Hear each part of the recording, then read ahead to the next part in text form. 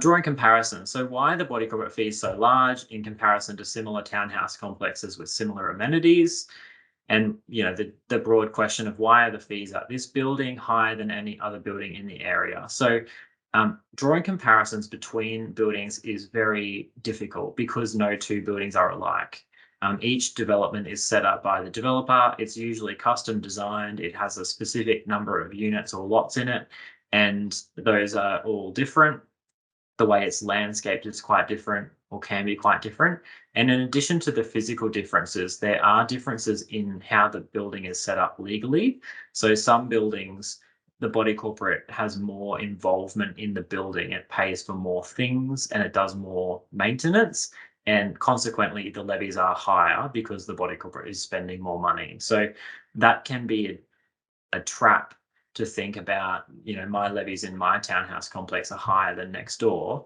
That could be true, but next door, maybe if the roof leaks, that owner has to pay for that themselves. Whereas in your building, the body corporate would send a plumber and fund that on your behalf.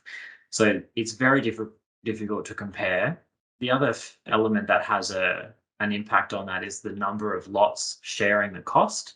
So if you think about two townhouse complexes, one's got 30 townhouses and one's got 60 townhouses. One's obviously a lot bigger, but they might both have one swimming pool each. So in the smaller townhouse, when that swimming pool needs a pump replaced, that cost is being divided by 30 owners.